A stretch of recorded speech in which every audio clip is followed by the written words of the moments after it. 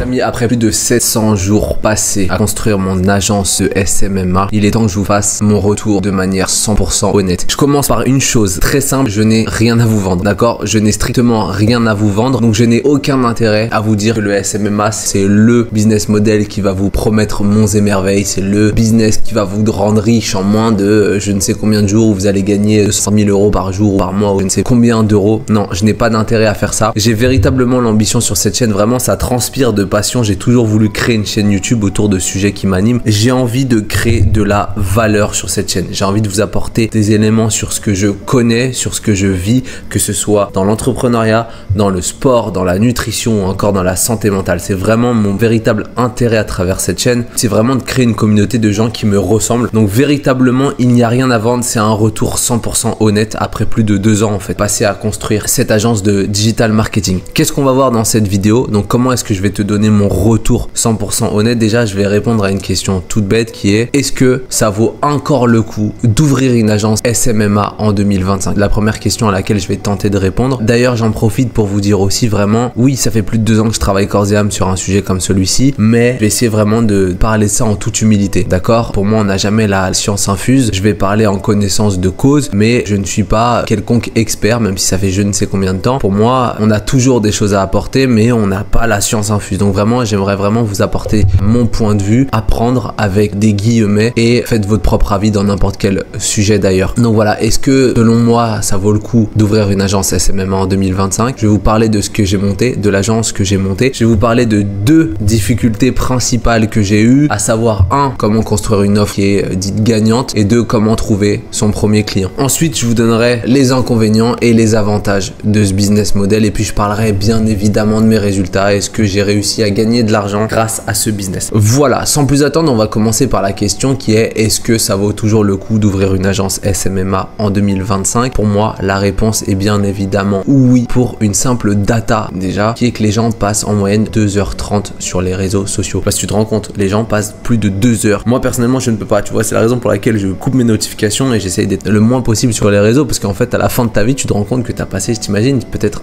plusieurs années à juste être en train de scroller, tu vois. Enfin bref, donc en tout cas, toi, tu es vendeur de produits ou de services, mais ça fait totalement sens de promouvoir tes produits et tes services sur les réseaux sociaux. Donc, ce business vaut toujours le coup à mon sens. Alors oui, il y a énormément de concurrents, surtout en raison du fait qu'il y en a plein aujourd'hui qui vont dire que le SMMA, c'est un business incroyable pour te vendre des formations derrière. Ça fait partie du jeu. Oui, pour moi, c'est un business qui est intéressant et c'est un business qui m'a permis de gagner de l'argent. Mais en revanche, n'aie pas peur sur le fait qu'il y ait une grande quantité d'offreurs sur ce marché. Il y a de la demande puisqu'il y a plein de gens qui passent du temps sur les réseaux sociaux, mais il y a aussi beaucoup d'offreurs, beaucoup d'agences compétitives. Mais en revanche, il y a énormément d'agences qui ne sont pas compétentes. Donc toi, à partir du moment où tu t'es bien formé, tu as bien appris, garantir que tu peux faire la différence sur ce marché. Et en plus de ça, qui plus est, il y a plein de réseaux sociaux, il y a plein de niches, il y a plein de services que tu peux proposer. Donc certes, il y a de la concurrence, mais il y a quand même beaucoup de services. Donc pour moi, rien que même au sein des agences de SMMA, il y a des services différents que tu peux proposer et des offres que tu peux construire pour te démarquer de la concurrence. Donc la question, est-ce que ça vaut toujours le coup en 2025? Ma réponse super honnête, c'est oui, ça vaut le coup. Nous, ce qu'on a fait et pourquoi on a commencé le SMMA rapidement, hein, pour vous parler de notre histoire, c'est qu'à la base, moi je viens de l'événementiel, j'ai monté une agence événement et sur ces mêmes clients-là, pour aller très vite, ces mêmes clients nous demandaient des fois sur des événements est-ce qu'ils avaient la possibilité avec nous de créer du contenu et de diffuser du contenu. C'était la première raison pour laquelle on a lancé une agence de SMMA et à l'issue de ça, après on est rentré, on savait même pas que ça s'appelait le SMMA à la base et après on est rentré justement un peu plus dans le marché, on a compris un peu comment construire des offres et comment trouver nos clients. Mais nos clients venaient de l'événementiel, donc c'est comme ça qu'on a mis un pas dans le digital. Et puis la deuxième raison, c'est que aussi en tant qu'agence d'événements, à un moment on a décidé de lancer une soirée en B2C et à ce moment-là il fallait promouvoir notre service, promouvoir notre soirée sur les réseaux sociaux et c'est là où on a compris la puissance des publicités sur les réseaux sociaux, de bien divulguer le bon message pour vendre là nous en l'occurrence c'était vendre nos places pour notre soirée pendant la Paris Fashion Week et c'est comme ça en fait qu'on a véritablement compris ce business là. Et donc nous on a fait le choix de monter Shake Your Biz juste après Shake the World qui était notre agence événementielle et on a fait le choix vraiment de se segmenter, de se spécialiser sur un réseau social. On n'a pas fait le choix de se spécialiser par niche mais plutôt sur un réseau social qui a été TikTok. Et on crée du contenu vertical basé sur les trends. On fait du scripting, il y a des gens qui sont en veille permanente pour justement alimenter nos connaissances et notre savoir et pour capter les codes de la plateforme s'ils évoluent ou pas. Et derrière, on fait de la campagne publicitaire pour nos clients. La première difficulté que j'ai eue en montant cette agence, c'était de trouver une offre gagnante. Tu vois, là, je te dis, on en est niché sur TikTok, etc. Tout roule, on a notre contenu, on a notre offre, on a vraiment des choses qui marchent. Mais on s'est battu pour trouver une offre qui marche. Enfin, du coup, maintenant, on propose 3 offres à chaque fois. Et ces 3 offres, on s'est battu pour les trouver. Et donc ça, c'est une grosse difficulté. Au début, c'est en fait, tu as envie potentiellement d'aller vers tout. C'est-à-dire, tu as un client qui va te demander un logo ou tu as un client qui fait tel produit qui va te demander de l'aider à promouvoir ce service. Tu vas dire, ok, tu vois là pas du gain, tu vois le contrat, tu dis ok, let's go. Aujourd'hui, c'est plus du tout notre manière de fonctionner. On regarde si le client fit avec l'offre qu'on peut lui proposer. Comme ça, on est certain que ce que nous on va lui proposer, ça va lui permettre d'avoir de la valeur ajoutée. C'est vraiment comme ça que nous on a construit nos offres chez Securebiz. On est très content, mais ça c'est une vraie difficulté. Il faut déjà savoir ce que tu es capable de faire, qu'est-ce qui t'anime au quotidien et quelle expertise t'as envie de développer. Nous en l'occurrence, on s'est dit ok, TikTok c'est un réseau social d'avenir, il y a de plus en plus de gens qui passent de temps sur la plateforme, on comprend les codes, on consomme, donc on est vraiment à même de proposer quelque chose sur ce sujet-là. Et ensuite, pour construire notre offre, on l'a testé bien évidemment, et puis on a regardé aussi ce qui marchait, ce qu'on pouvait améliorer, et on s'est mis véritablement, ça c'est vraiment un conseil en toute humilité que je peux donner pour tous ceux qui veulent monter du SMMA, c'est de se mettre à la place de ton client potentiel. Mets-toi 3 typologies de profils, ok, un client qui fait de l'e-commerce et qui veut utiliser TikTok par exemple, ok, qu'est-ce qu'il attend de moi? Moi, c'est comme ça que j'ai fonctionné. Qu'est-ce qu'il attend de nous? Ok, il veut du contenu, mais derrière, il veut forcément du paid, ou s'il veut du organique, il veut beaucoup de contenu. Donc, on s'est vraiment mis à la place du client pour trouver notre offre, mais ça a été véritablement notre première difficulté. Si tu as des questions ou si tu te poses des questions sur comment construire ton offre, n'hésite pas, je vais laisser mes réseaux sociaux et n'hésite pas à m'envoyer des messages ou même en commentaire. Ça peut peut-être m'aider aussi à divulguer la vidéo et je ferai en sorte de répondre à toutes les questions. Donc, voilà la première difficulté. Et la deuxième difficulté, bien évidemment, c'est comment trouver son premier client. Nous, on a eu beaucoup de chance, c'est qu'on avait des clients dans le secteur de l'événementiel, ce qui nous a permis en fait d'avoir nos premiers clients rapidement. Mais si je devais donner un conseil sur cette deuxième difficulté pour continuer de trouver des clients, c'est utiliser les plateformes de mise en relation de prestataires de services et de clients. Il y en a, j'en connais pas mal, il y a Upwork, il y a Fiverr, il y a ComeUp. Ouais, c'est les 3 avec lesquels nous on a travaillé. Et mon conseil, ce serait véritablement focus-toi que sur une plateforme pour commencer, genre une seule, et tu la ponces, tu comprends le marché, tu comprends la typologie de clients sur ce sujet, tu comprends comment adresser ton offre. En plus, sur cette même plateforme, tu vas faire de plus en plus de projets, donc tu auras de la preuve sociale, tu vas être mieux référencé sur la plateforme. Peut-être quand tu vas faire un peu de sous-sous, tu vas payer les abonnements, tu sais, premium pour être mis en avant, tu vas faire du sponsor dessus et vraiment se mettre juste sur une seule plateforme. Tu vas vraiment être en fait un expert sur cette plateforme-là et derrière, ça va t'ouvrir plein de portes. Et puis même, tu vois, tu vas avoir ton attention que sur une seule et même plateforme. Et pour moi, c'est la meilleure des choses à faire quand tu commences ton agence. Donc voilà pour ce qui est des 2 grosses difficultés. Donc je les rappelle, créer une offre et trouver ton premier client. C'est pas de tout repos, mais véritablement, si tu as vraiment l'envie, je te garantis que tu vas trouver ton premier client. Et nous, je peux te le dire véritablement, quand on est monté sur ce business-là, c'est ce que j'ai dit à mon associé, c'est que je vais pas perdre de temps, je vais pas perdre des années avant de trouver un client si on part à l'attaque. Et on s'est mis sur une plateforme, d'ailleurs, en plus de nos clients dans l'événementiel.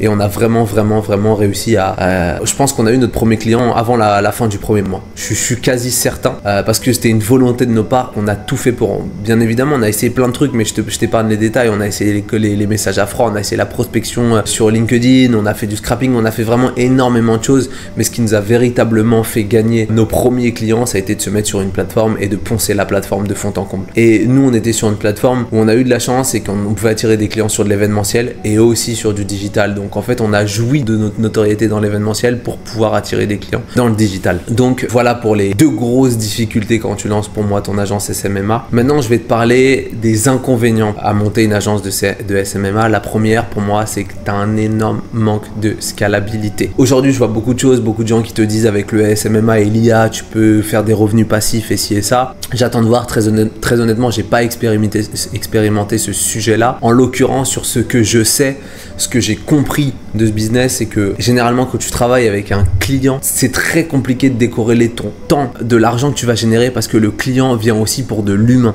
Il te consulte en tant qu'expert sur un réseau social. Si tu veux vraiment faire du bon travail, d'accord, faire de la vraie valeur pour ton client et que derrière il te recommande parce que le bouche à oreille derrière qui va t'envoyer, c'est tellement puissant, ok, il faut que tu mettes corps et âme et que tu fasses plus que ce qu'il te demande. En tout cas, nous, c'est comme ça qu'on fonctionne. Et donc, le client, au-delà de lui faire du contenu, au-delà de lui faire de la campagne publicitaire chez SecureBiz, nous, ce qu'on fait, c'est vraiment même du consulting en marketing, tu vois. On construit sa stratégie de marketing digital. Donc, on va au-delà de ce qu'il nous demande et ça nécessite beaucoup de temps. C'est très chronophage. Bien sûr, derrière, on arrive à gagner beaucoup plus d'argent et on arrive à, en fait, avoir une relation très long-termiste avec nos clients.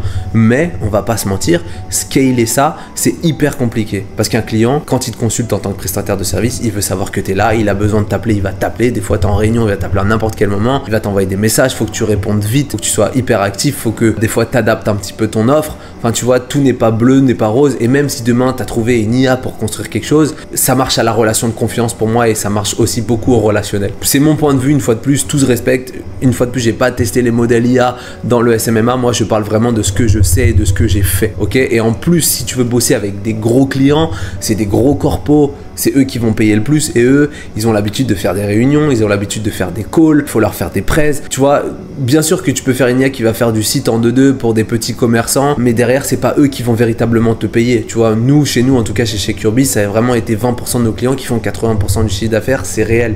Et ces clients qui te font 80% du chiffre d'affaires, c'est des clients avec qui tu dois avoir du relationnel. C'est mon avis, une fois de plus, ça n'engage que moi. Ce que j'ai appris aussi, c'est que pour décorréler ton temps, il faut créer des systèmes qui vont te permettre de générer des revenus. Et si tu veux créer un système dans le SMMA, ça veut dire qu'il va falloir que tu recrutes. Donc si tu veux véritablement faire un système où toi tu décorrèles du business, il va falloir que tu recrutes et c'est très coûteux. Et à ce moment-là, si tu recrutes en France, tu as énormément de problématiques qui sont liées au recrutement. Si tu es en manque de clients, tu vas avoir cette pression d'avoir toujours plus de clients ou sinon, auquel cas, ton modèle n'est pas viable sur le long terme. Je te laisserai faire ta propre expérience par rapport à ça. Mais n'oublie pas, en tout cas moi pour ma part, j'ai quitté le salariat, j'ai quitté mon travail, mon CDI qui était en plus de ça très bien payé pour être plus libre. Et je me suis aperçu au début qu'il ne faut pas confondre entrepreneuriat et salariat déguisé. Parce que tu as des gens qui vont te dire je suis entrepreneur, mais en fait ils sont au service de leurs emplois qu'ils ont eux-mêmes créés, donc ils sont finalement salariés aussi, tu vois. Et j'ai même l'anecdote, hein, même moi de par mon expérience, j'étais 8 mois à Bali, j'étais vraiment le cliché, tu sais, influenceur ou du gars qui faisait du digital marketing. J'étais véritablement 8 mois à Bali. Oui, c'est réel, tu peux travailler de n'importe où dans le monde, mais derrière, j'étais derrière mon écran tout le temps. Donc oui, je travaillais derrière un café, j'entendais la mer, la plage, ce que tu veux, mais je ne voyais que mon écran. Donc à un moment, il faut aussi faire attention à ce qu'on vous vend et soyez vraiment conscient de ça.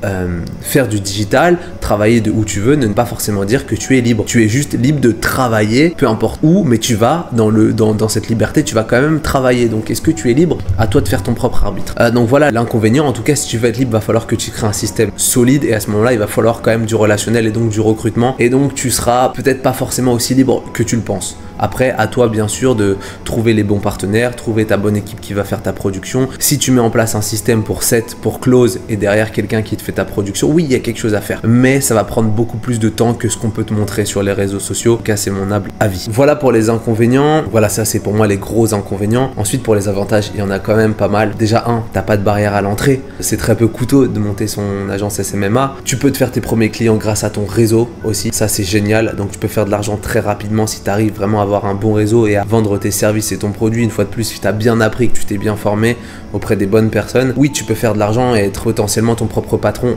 rapidement. Tu peux aussi, si tu fais du bon boulot, être recommandé, parce qu'une fois de plus, c'est vraiment le bouche à oreille qui nous apporte nos clients rapidement. Et oui, tu as cette possibilité de travailler n'importe où dans le monde. Je le mets en tant qu'avantage, non pas pour le fait que tu es, entre guillemets, libre de travailler, parce qu'une fois de plus, pour moi, tu n'es pas forcément libre. Mais ce point positif, c'est que finalement, si tu travailles de n'importe où dans le monde, tu as cette liberté géographique qui fait que tu as aussi cette liberté fiscale, d'être résident fiscal dans n'importe quel pays parce que tu fais du digital. Donc si tu décides, je sais pas moi, pendant 3 ans de travailler depuis l'Indonésie, tu vas potentiellement pouvoir jouir de la fiscalité de l'Indonésie. Aux US, pareil. Et donc forcément, c'est beaucoup plus intéressant parce que si tu es en France et que tu fais du digital, mettons que tu fasses 100 000 euros de revenus et que derrière tu payes 30%, bah c'est beaucoup plus intéressant d'aller dans un pays où la vie est moins coûteuse et derrière, en plus de ça, bénéficier d'impôts à zéro. Donc ça, c'est véritablement pour moi une aubaine. Encore faut-il faire de l'argent. N'oublions pas ce point-là qui est quand même important, mais oui, tu peux jouir en fait d'une fiscalité qui est beaucoup plus facilitée si tu vas ailleurs et en plus de ça, tu peux aussi facturer des clients très chers dans certains pays et vivre dans un pays où le coût de la vie coûte moins cher. Donc ça aussi, c'est pour moi un avantage qui est vraiment non négligeable pour le coup. Et en termes d'autres avantages, pour moi, le plus gros avantage d'une agence SMMA, et je tiens véritablement à mettre un point d'honneur là-dessus, c'est que tu vas tellement apprendre sur le marketing qui est le nerf de la guerre pour moi. Aujourd'hui, le marketing digital, c'est quelque chose que tu vas garder avec toi en fait. C'est ton bagage. Si demain, tu as envie de monter un service ou de vendre un produit, tu vas utiliser toutes ces compétences que tu as développées pour tes clients pour toi. Aujourd'hui, on a eu la chance d'accompagner des clients dans plein de secteurs, dans plein de niches différents, que ce soit dans du SaaS, dans du produit, dans la restauration, dans le luxe, dans la mode. Ce qui fait qu'en fait, derrière, si nous, on veut lancer notre propre produit, on a tous les outils, du moins pour pas galérer dès le début. Et ça, c'est pour moi le meilleur avantage. Après t'avoir parlé des avantages et des inconvénients, en termes de résultats, je vais être très clair, très transparent. Après un an, on a dépassé, ou du moins on a avoisiné les 100K de chiffre d'affaires avec une marge qui était aux alentours. On a réussi à avoir des très belles marges parce qu'en fait, on a réussi à compléter nos offres. C'est-à-dire qu'on créait du contenu, on faisait de la campagne publicitaire, on margeait à plus de 60%. Donc on a vraiment fait une belle année à 2, hein, je tiens à préciser à 2. On est monté derrière après en deuxième année jusqu'à 5 intervenants dans la boîte. On n'a jamais recruté de CDI ni de CDD, on bossait avec des freelances et on a aussi travaillé en fait avec les mêmes freelances qui avaient des compétences qui étaient clés pour les offres qu'on crée. Mais donc voilà, tout ça pour te dire que oui, tu peux faire de l'argent, oui, tu peux avancer. Bien évidemment, c'est pas forcément ce qu'on va c'est pas aussi simple que ça n'y paraît, mais il y a des choses à faire dans le SMMA et je tiens à te le dire encore plus en 2025 parce que les gens passent de plus en plus de temps sur les réseaux sociaux. Donc pour conclure cette vidéo, oui, le SMMA est rentable parce que les gens passent de plus en plus de temps sur les réseaux sociaux et il y a de plus en plus de personnes sur les réseaux sociaux. Tu as plein de services à vendre, tu as quand même plusieurs inconvénients, hein. On va pas se mentir, qui sont le fait que tu n'es pas forcément libre, au début du moins. Les avantages, la liberté géographique et fiscale n'a pas de prix et c'est quand même quelque chose d'intéressant ou du moins te faire sa propre expérience en étant son propre patron. T'apprends dans plein de sujets divers et variés dans plein de secteurs. Donc voilà pour cette première vidéo, c'était assez court du moins, mais j'avais envie de m'exprimer vraiment de manière honnête et transparente sur ce sujet-là. Si vous avez des questions, n'hésitez pas à me les poser. C'est ma deuxième vidéo sur cette chaîne, je vais tester plein de formats. En tout cas, mon ambition pour la chaîne, quoi qu'il en soit, c'est vraiment de m'entourer, de créer une communauté autour de personnes qui sont vraiment intéressées par l'entrepreneuriat, une fois de plus, par le sport, par la nutrition. On fera plein de vidéos sur ce sujet et également sur la santé mentale. Donc voilà, n'hésitez pas à me dire ce que vous avez pensé et puis je vous dis à très bientôt pour une nouvelle vidéo. Ciao!